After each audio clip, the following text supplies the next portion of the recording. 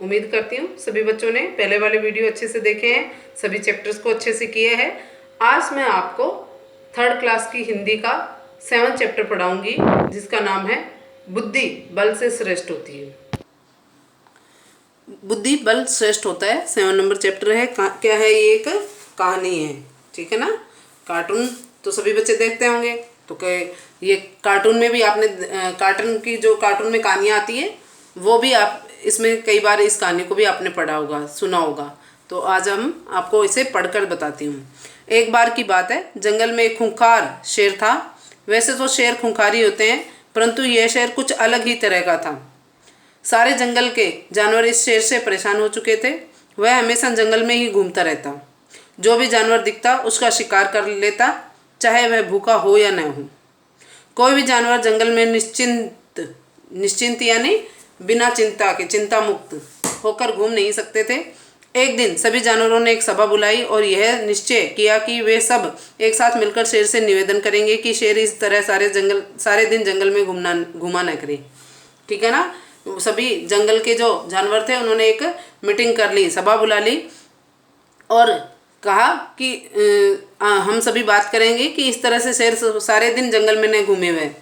उसके भोजन के समय एक जानवर उसकी मांद में, गुफा में स्वयं ही पहुंच जाएगा, खुद ही पहुंच जाएगा।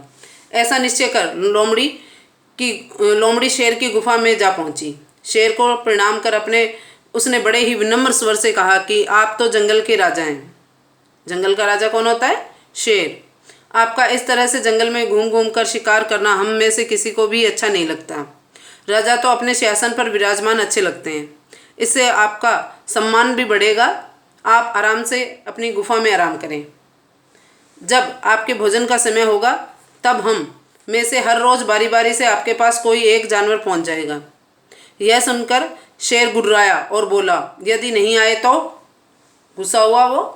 इस पर लोमड़ी ने कहा, महाराज यदि ऐसा हुआ तो आप सभी जानवरों पर हमला बोल सकते हैं।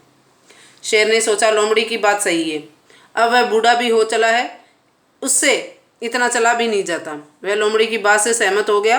अब शेर अपनी गुफा में पड़ा सोता रहता, ठीक है ना, क्योंकि जानवर उसके लिए वहीं पे आ जाते थे ना।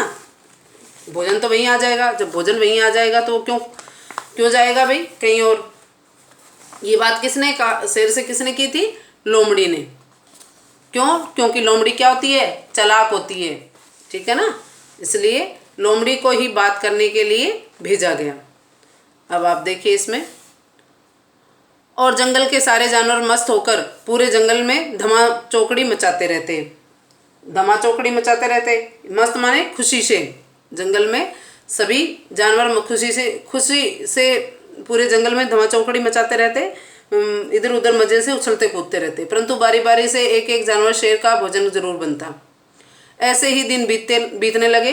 अब एक खरगोश की बारी आई, ठीक है ना। खरगोश चालाकी करता है, अब देखो कैसे चालाकी करता है वो बताती हूँ। अगले दिन शाम को ही भालू दादा ने खरगोश को बता दिया था कि अगली सुबह उसे शेर के पास भोजन बनने जाना है। वह बड़े अनमने मन से धीरे धीरे कुछ सोचता हुआ शेर की गुफा की ओर जा रहा था, ठीक है ना। वह शेर की गुफा की ओर जा रहा था कुछ सोचते सोचते। अब शेर के पास पहुँचते पहुँचते उसे बहुत देर हो गई। अब देर तो लगेगी, वो सोचते सोचते जाएगा तो।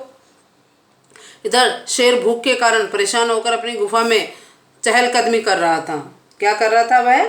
चहलकदमी, इधर उधर घूम रहा था और सोच रहा था कि आज जानवरों की खैर नहीं, किसी को नहीं छोड़ूंगा।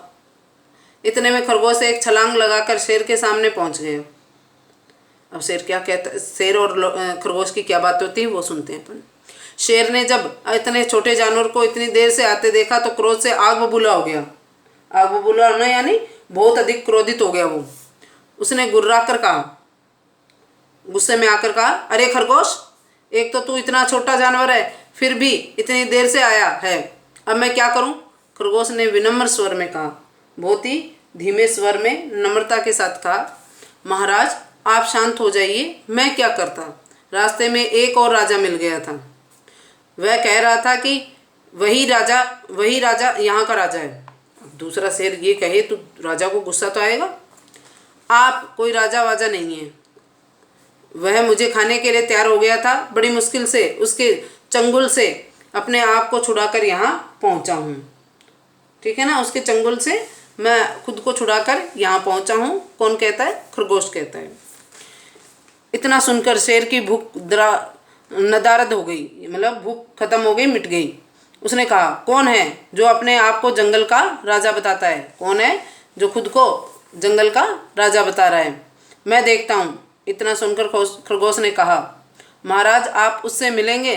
शेर ने कहा, नेकी और पूछ पूछ। चलो अभी देखते हैं उस राजा को। उसे पता नहीं मैं कितना शक्तिशाली हूँ। अभी उसे राजा बनना दिखाता हूँ कि राजा कैसे बनते हैं, उसे दिखाता हूँ, मैं उसे भी मजा चखाता हूँ। इतना कहकर शेर अपनी गुफा से निकल पड़ा। ठीक है ना, वह अपनी गुफा से निकल पड़ा। खरगोश भी उछलकर शेर के आगे आगे चलने लगा। खरगोश शेर को लेकर एक कुएं की मुंडेर पर चढ़ गया। कुएं के जो किनारा होता है ना, जैसे ये किनारा है ना, यहाँ पर चढ़ गया और कहा, आइए महाराज ये देखिए, यहाँ एक और राजा है। खरगोश ने क्या कहा कि इसमें देखिए, कुएं में झांक कर देखिए कि यहाँ एक और राजा है। अब राजा जैसे ही मुंडेर पे चढ़ता है तो उसे क्या दिखाएगी? अपनी परछाई दिखाई देगी ना अंदर। तो अब आगे क्या होता है वो नेक्स्ट वीडियो में बताऊंगी। सभी बच्चे इस तरह चैप्टर बहुत अच्छे से पढ़ेंगे, क्योंकि अभी तो मुंडेर पर चढ़कर वो क्या करता है, क्या नहीं करता है, कैसे क्या होता है आगे, और खरगोश की जान कैसे बचती है, और कैसे बुद्धि बल से बड़ी से बड़ी समस्याओं को कैसे हल किया जा सकता है, इसके बारे में मैं आगे बताऊंगी। Thank you.